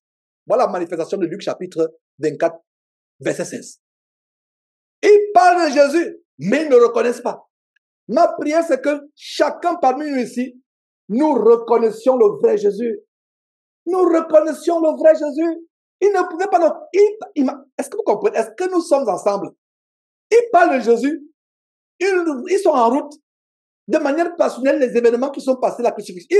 Mais Jésus vient se planter. Ils ne le reconnaissent pas. Ça nous rappelle quoi? C'est notre génération aujourd'hui. Beaucoup, c'est pour ça que le Seigneur Jésus dira, en ce jour-là, les gens diront, n'avons-nous pas prêché à ton nom? N'avons-nous pas prophétisé en ton nom? N'avons-nous pas fait les miracles en ton nom? Et il dit, je leur dirai, retirez-vous de moi, ouvriers ou enfants d'iniquité, je ne vous ai jamais connu. Jésus ne vous a jamais connu et vous ne l'avez jamais connu. Voilà les... Si ces disciples avaient continué la route, ils se seraient embourbés dans la discussion. Si Jésus ne s'était pas révélé à eux, comme on va voir par la suite, ils n'auraient pas connu Jésus. Jésus est à côté de nous. Il passe, mais la plupart de nous, on ne le reconnaît pas. Il vient même plusieurs fois dans ta maison te révéler, de laisser cette pornographie, de laisser cette masturbation. Non, tu ne le reconnais pas. Tu ne me jugez pas. Je suis une fois sauvé, je suis déjà sauvé. Tu as quel Jésus? Tu parles de Jésus, tu le pries même, tu ne le reconnais pas. Ces 2 disciples pouvaient implorer Jésus, crier à Jésus, en marchant, disant qu'il y a un inconnu à côté d'eux, et ils continuent à prier Jésus. Je te dis, mais je suis justement à côté de vous. Est-ce que vous voyez, mes frères et sœurs? Verset 17. Regardez, en fait, j'aime ce passage, ça nous montre un peu La psychologie, permettez-moi l'expression, je n'aime pas le mot psychologie. Donc, en fait, je suis limité par le langage humain à ce niveau, quand je parle de Dieu, je parle du Seigneur. Mais ici, ça nous rappelle un peu le cœur de Jésus. Regardez un peu, je ne sais pas si je peux dire l'humour, pas exactement l'humour, mais est-ce l'ironie? Je ne sais pas si l'ironie. Mais le verset 17 dit, il a dit, de quoi vous entretenez-vous en marchant? Pour que vous soyez tout triste. Est-ce qu'il ne savait pas de quoi il s'entretenait? Verset 18, l'un d'eux, nommé Cléopas, on donne son nom, Cléopas. Cette histoire est tellement importante que quand Dieu donne le nom de quelqu'un, c'est que c'est important. L'un d'eux s'appelant Cléopas, et c'est pas par hasard que le nom de Cléopas est venu. Donc c'était un des deux disciples, Cléopas, lui répondit, es-tu le seul qui, séjournant à Jérusalem, ne sache pas ce qui est arrivé ces jours-ci? Pourtant, celui au sujet duquel les événements sont arrivés est là à côté de vous. Vous ne le voyez pas. Es-tu le seul? Jésus dit, quoi? Quoi? Leur dit-il? Quoi? Leur dit-il? Donc, il fait comme s'il ne savait pas. Voilà un caractère de la personnalité de Jésus que nous découvrons dans ce verset. Quoi? Il sait très bien, mais il a en train de les sonder. Il lui répondit, ce qui est arrivé au sujet de Jésus de Nazareth, qui était un prophète puissant en œuvre et en parole. Au moins, il connaissait ce que Jésus faisait. Mais il ne le reconnaissait pas étant à côté. Est-ce que vous faites la comparaison avec les chrétiens d'aujourd'hui? Je vous assure que c'est des grandes révélations que nous sommes en train de voir dans ce récit. Il savait que Jésus avait fait des choses puissantes, grandes. Il parle de Jésus. Il prêche Jésus. Hein? Et regardez même le zèle qu'ils ont. Quoi? Quoi l'a dit? Il lui répondit.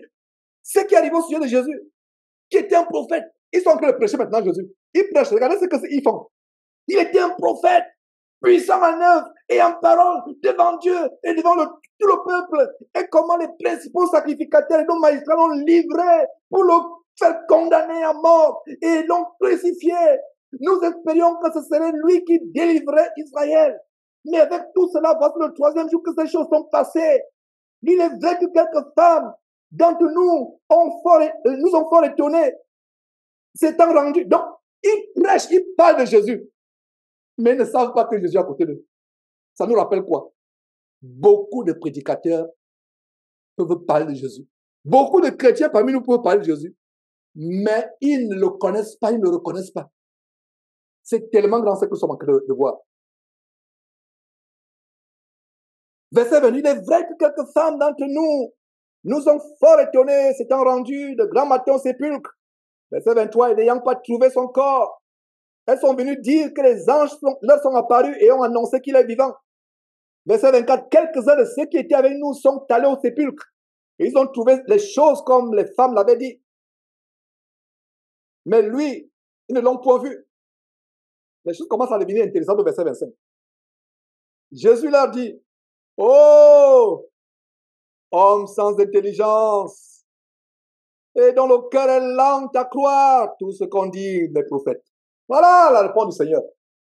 Et c'est la réponse du Seigneur à la plupart d'entre nous dans cette génération. Pourtant, ils sont dans les temples, ils acclament, ils chantent Jésus avec les musiques mondaines. Ils se dandinent, ils se contorsionnent le corps en chantant Jésus. Mais ils ne le connaissent pas. Ils ne le reconnaissent pas. Quand tu reconnais Jésus, ta vie n'est plus la même. Quand tu reconnais Jésus, ta vie n'est plus la même. Et c'est facile de savoir que quelqu'un qui n'a pas encore reconnu Jésus. J'espère que vous n'allez pas oublier cette histoire des deux disciples sur la route d'Emmaüs, y compris Cléopas. J'espère que vous n'allez jamais oublier cette histoire. Voilà. Jésus leur dit, oh homme sans intelligence. Comparons un peu, nous, humainement, on va dire, waouh, Cléopas et son compagnon, ils sont instruits sur tous les événements, ils savent ce qui s'est passé, ils enseignent, ils prêchent. Mais Jésus dit quoi? Il n'est pas impressionné par tout le verbiage, tout ce que tu récites. Beaucoup de chrétiens sont des historiens. Cléopas et son compagnon sont la figure des chrétiens aujourd'hui, des historiens. La Bible est un livre d'histoire. Ils la débitent comme un perroquet, mais ils ne connaissent pas celui qui est le sujet de cette parole. Il est là, il passe devant, ils ne le connaissent pas. Spirituellement, bien entendu. Alors Jésus leur dit, Ô homme sans intelligence, dont le cœur est lent à croire tout ce qu'ont dit les prophètes. Verset 26. Ne fallait-il pas que le Christ souffrit ces choses et qu'il entrait dans sa gloire? Verset 27. Et commençant par Moïse et tous les prophètes, il leur expliqua toutes les Écritures, dans toutes les Écritures, ce qui le concerne. Voilà un autre verset qui nous montre que Jésus est le sujet de toute l'Écriture. Donc, il leur expliquait dans toutes les Écritures ce qui le concernait. La route vers Emmaüs, c'était les heures, je n'exagérais pas, c'est des jours. Ils ont fait 6 heures, 7 heures, 8 heures, 10 heures. Et ils ont eu le privilège d'être enseignés par le Christ. Jésus leur enseigne. Il parle de Moïse, commençant par Moïse, par tous les prophètes, Jérémie, Ézéchiel, Ésaïe, Amos, Zacharie, Abdias, Nahum, Sophonie, etc. Il enseigne, il enseigne, il enseigne, il enseigne. Il enseigne. Ha!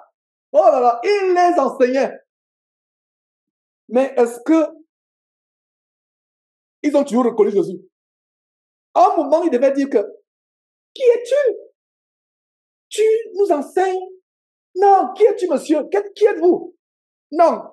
Est-ce qu'il y a un verset qui montre qu'ils ont été émerveillés? Non. Non. Suivant. Verset 28. Lorsqu'ils furent près du village où ils allaient, il parut vouloir aller plus loin. Il parut vouloir aller plus loin. Il voulait se séparer d'eux. Parce qu'ils sont arrivés près du village. Jésus lui voulait aller continuer, aller plus loin. Étant déjà ressuscité, n'oubliez pas que nous avons ici le Seigneur déjà ressuscité. Donc, il va aller plus loin. Verset 29. Mais il le pressait en disant, reste avec nous, car le soir approche. Le jour est sur son déclin. Mais aucun n'avait dit, mais qui es-tu? Toi qui nous amènes depuis Moïse. Toi qui nous amènes depuis Moïse par tous les prophètes pour nous expliquer toutes ces écritures qui concernent quelqu'un. Qui es-tu? Comment as-tu appris cela? Non, il ne reconnaît toujours pas. Verset 30. Pendant qu'il était à table avec eux, donc il a pris un repas avec eux, un dîner, parce que le soir approchait. Donc pendant qu'il était à table avec eux, un dîner, il prit le pain et après avoir rendu grâce, il le rompit et le leur donna. Verset 30. Alors leurs yeux s'ouvrirent et ils le reconnurent. Et là, ils le reconnaissent. Après ce repas. Ils le reconnaissent.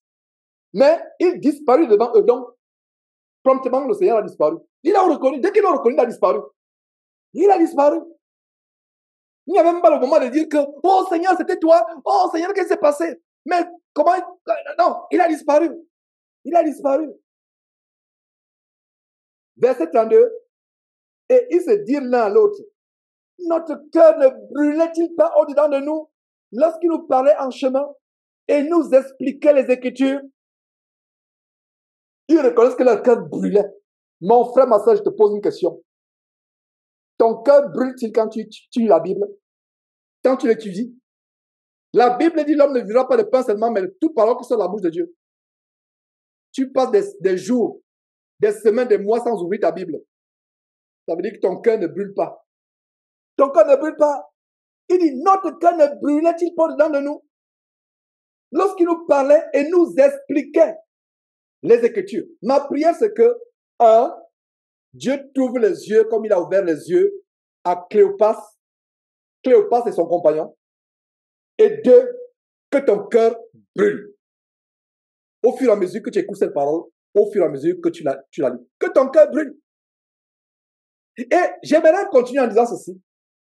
Dieu, on vient de voir pourquoi Dieu nous a-t-il donné sa parole, sa Bible. Mais j'aimerais vous dire une chose que Dieu n'a pas écrit la Bible pour les personnes paresseuses. Je reprends. Dieu n'a pas écrit la Bible pour les personnes comment? Paresseuses. Nous devons la méditer jour et nuit. Nous avons ce verset de Josué chapitre 1, verset 8, qui dit que ce livre de la loi ne s'éloigne pas de ta bouche. Médite-le jour et nuit pour agir fidèlement selon tout ce qui est écrit. C'est alors que tu auras du succès dans tes entreprises. C'est alors que tu réussiras. Voilà ce verset. Josué chapitre, je viens de réciter Josué chapitre 1, verset 8. Je reprends. Que ce livre de la loi ne s'éloigne pas de ta bouche. Médite-le jour et nuit pour agir fidèlement selon tout ce qui est écrit. C'est alors que tu auras du succès dans tes entreprises. C'est alors que tu réussiras. Voilà, mes frères et sœurs. Voilà ce verset. Médite-le jour et nuit. Josué chapitre 1, verset 8, ça signifie quoi?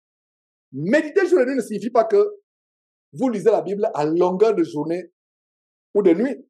Non, ça signifie quoi? Même si vous lisez 30 minutes, 45 minutes, 1 heure, 2 heures, le restant du temps de la journée, vous continuez à méditer cette parole, à vous rappeler cette parole. Vous écoutez un enseignement comme celui d'aujourd'hui, vous le gardez. Vous lisez la Bible, vous méditez en dormant ou en vous réveillant. Vous pensez toujours la parole de Dieu. La parole de Dieu. Voilà la parole de Dieu. Et regardez aussi Somme chapitre 1. Regardez comment le livre de Somme commence. Le livre de Somme commence par quelque chose de merveilleux qui est similaire à Josué chapitre 1, verset 8. Donc, Somme c'est après Job, le tout premier chapitre de Somme au verset 1. Regardez comment Dieu inaugure ce merveilleux livre de Somme. Somme chapitre 1. Heureux l'homme ou femme. La plupart du temps, le mot homme est utilisé de manière générique pour désigner tout être humain, homme ou femme, et même les enfants. Donc, heureux l'homme qui ne marche pas selon le conseil des méchants. Il a dit comment? Heureux. Le verset commence par une promesse de bonheur. Le livre entier de Somme commence par une promesse de bonheur. Heureux. Et d'où vient le bonheur? On va voir d'où vient le bonheur. Heureux l'homme qui fait quoi? Qui ne marche pas selon le conseil des méchants. C'est pour cela que, chrétiens, faites attention avec vos compagnies, avec les personnes avec qui vous vous assemblez, même dans les affaires, dans les contrats, dans les business que vous voulez mettre sur pied. Parce que 1 Corinthiens chapitre 15, verset 33 dit, les mauvaises compagnies font quoi? Corrompent les bonnes mœurs. Vous vous associez avec quelqu'un du monde, un pécheur mondain, sans vous en rendre compte, il peut vous amener à commettre la fausseté, le faux, la fraude, et vous vous retrouvez en prison. Donc, faisons attention, ne marchons pas sur le conseil des méchants, qui ne s'arrêtent pas sur la voie des pécheurs. C'est-à-dire que même sur la voie des pécheurs, c'est pour cela que mes frères et sœurs, étant un ancien mondain, il m'est difficile d'accepter une quelconque invitation. Parce que j'essaie de me préserver des milieux mondains, des milieux où les gens n'ont pas la crainte de Dieu. Donc, qui ne s'assied pas en compagnie des moqueurs. Voilà. Dieu dit bien ne t'assois pas en compagnie des moqueurs. Sauf si c'est pour leur prêcher la parole de Dieu. Compagnie des moqueurs. Verset 2. Mais qui trouve son plaisir. Regardez, ça nous rappelle quoi? Les deux compagnons, Cléopas et son compagnon sur la route d'Emmaüs, leur cœur ne brûlait pas. C'est le même mot que nous avons ici. Qui trouve son plaisir dans la loi éternelle, la Bible. C'est-à-dire que ton cœur brûle quand tu lis la Bible. Ton cœur brûle quand tu écoutes la Bible. Et qui la médite jour et nuit. Qui fait quoi? La médite jour et nuit. Je reprends, méditer signifie pas que tu la lis heure après heure, à 24 heures de 24 heures. Tu as ta famille, donc tu dois prendre soin. Tu as tes enfants, ton époux, ton épouse. Tu as ton travail. Mais tu peux lire 1 heure, 2 heures. Le reste du temps, tu repasses. Je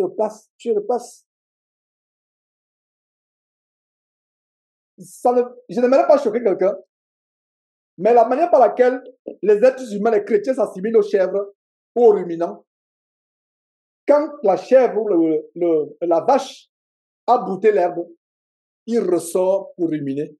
Ça peut être grosse, je ne sais pas comment dire grosse en français, ça peut être dégoûtant, voilà, dégoûtant, mais c'est comme cela, c'est une bonne image. Il n'y a pas... Donc, il ressort, il rumine. Vous avez lu, nous n'avons pas fait ça physiquement comme les vaches, mais il y a une connexion, une image. C'est-à-dire que vous ressortez cela, vous ruminez. vous repassez dans votre intelligence. Regarde la promesse au verset 3.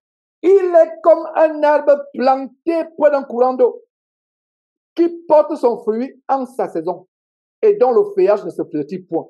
Tout ce qu'il fait, lui réussit. Tout ce qu'il fait, lui réussit. Ce n'est pas l'évangile de prospérité qui déchiquette, ou les faux pasteurs de la prospérité, l'évangile diabolique de la prospérité déchiquette. 3 Jean 2 qui dit, bien aimé, je sais que tu prospères à tous égards et sois en bonne santé. Mais ils oublient la virgule et ce qui est après la virgule, comme prospère l'état de ton âme. La prospérité selon Dieu, c'est que ton âme prospère avec la parole de Dieu. Tu es transformé, tu es changé. Et la réussite, c'est la réussite pas selon le monde. Parce que quand on parle de réussite, les gens pensent à la carrière, au bien que vous accumulez, aux promotions dans le boulot. Non, ce n'est pas forcément ça. Dieu peut donner ça à qui il veut, comme il veut, mais ce n'est pas notre préoccupation. Notre préoccupation, c'est réussir notre marche en Christ. Être prospère. Il est comme un arbre planté près d'un courant d'eau, dont le feuillage ne se flétrit point. Donc tu portes les fruits, le feuillage ne se flétrit point. Ça veut dire que même dans ta vieillesse, tu es fécond, tu portes des fruits. Tu es fécond spirituellement, tu portes des fruits. Même dans ta vieillesse, comme dit, il y a un verset dans Psaume qui dit, même dans ta vieillesse, dans ma vieillesse, Seigneur, tu me rends fertile, tu me rends fécond même dans ma vieillesse. C'est ça, mes frères. Voilà. Terminons par un verset dans le livre juste après, le livre de Proverbes, un verset qui nous montre quelque chose de grand. C'est par là on va terminer. Proverbes chapitre 25.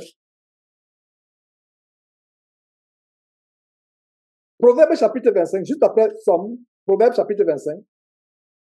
Nous allons lire une révélation au verset 2. Cette révélation dit quoi? J'avais déjà souligné ce verset en vert. Aujourd'hui, je le souligne en noir. La gloire de Dieu, c'est de cacher les choses. La gloire des rois, c'est de sonder les choses. Je reprends. La gloire de Dieu, c'est de faire quoi? C'est de cacher les choses. La gloire de Dieu, c'est de cacher les choses. La gloire des rois, c'est de sonder les choses. J'ai bien me rendre compte avec ce verset que les faux pasteurs enseignent l'évangile diabolique de régner maintenant et des rois. Mais je vais vous montrer au travers de ce verset la royauté selon Dieu. Sondez les choses. Sondez les choses. Il y a la gloire de Dieu, mais il y a la gloire des rois. Regardez par exemple sur le plan scientifique, comment les rois de la terre financent les grands projets de recherche sur le plan de l'astronomie, pas l'astrologie, l'astronomie, la recherche, la conquête spatiale, la conquête des fonds marins. Ils financent les rois de la terre parce qu'ils veulent sonder les mystères de la nature. Ça, c'est ce qu'on voit aujourd'hui. Les gouvernements, c'est la course. Les soi-disant puissants du monde, c'est la course, la conquête de l'espace. Les Chinois veulent amener les gens sur Mars en premier. En passant, la seule planète que Dieu a établie pour qu'on vive, c'est la Terre. Mais ils veulent se rebeller. Ils n'ont pas encore découvert la Terre. Les mystères cachés dans la Terre, ils veulent découvrir au-delà de la Terre. Bref, je ferme la parenthèse. Mais, voyons ce verset dans le contexte des chrétiens. La gloire de Dieu, c'est de faire quoi? Dieu tire sa gloire en cachant les choses. Mais nous, chrétiens, voilà notre vrai royaume. Voilà notre vraie royauté. Ce n'est pas la royauté selon le monde. Mais notre vraie royauté, c'est quoi? Sonder les Écritures. Regardez par exemple les métaux précieux comme l'or et le diamant. L'émeraude, le saphir et autres, les pierres précieuses, l'or et le diamant, l'argent. Ça se trouve en profondeur, il faut aller en profondeur.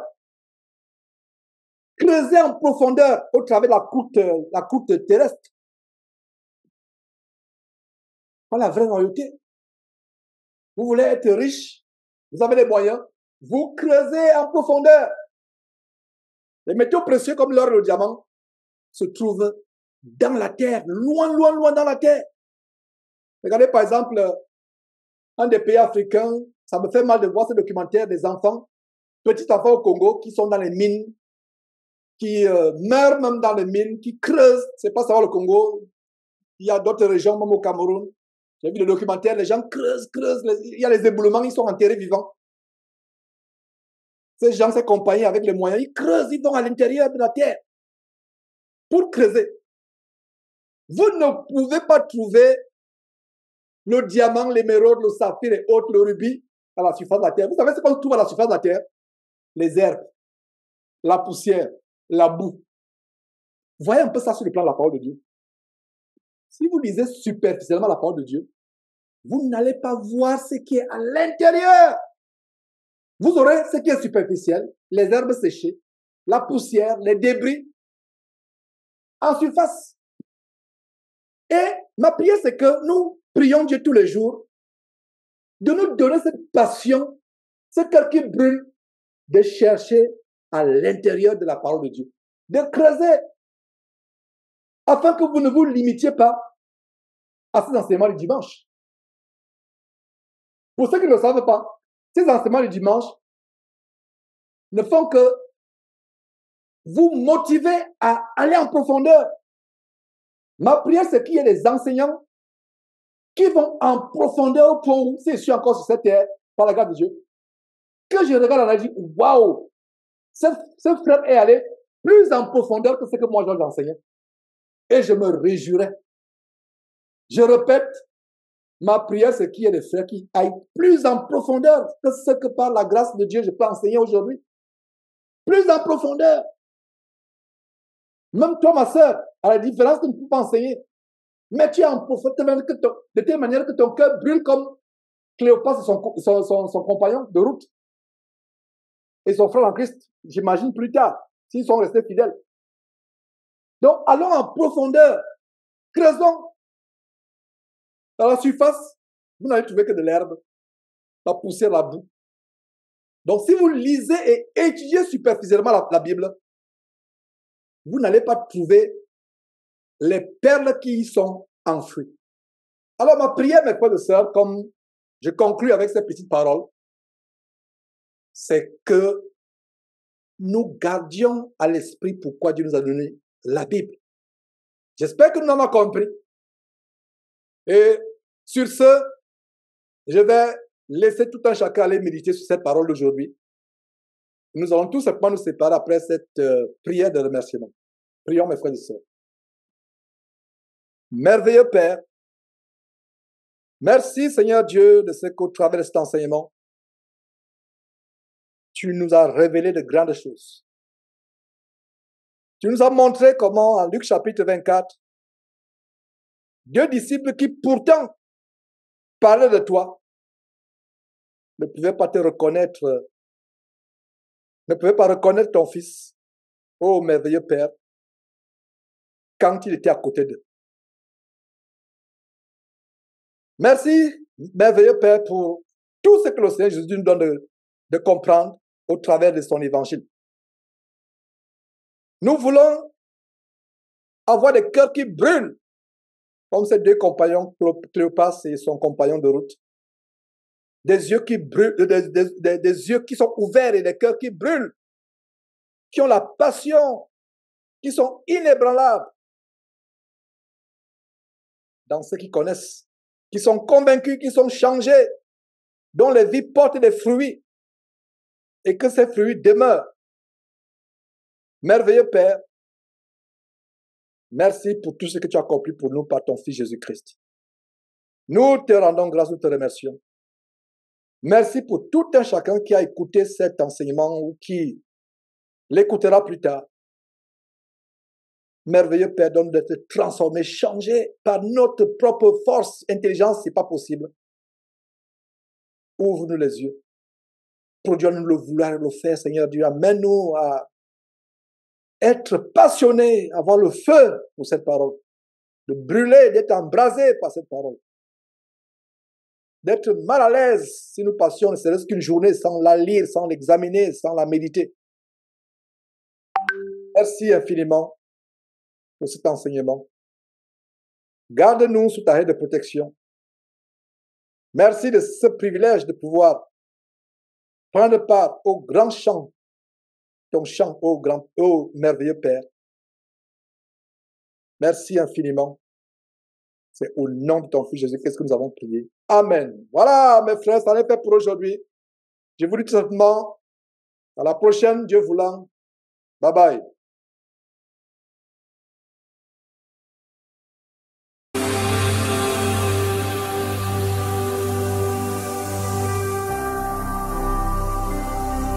Jésus-Christ TV, vous connaîtrez la vérité et la vérité vous affranchira.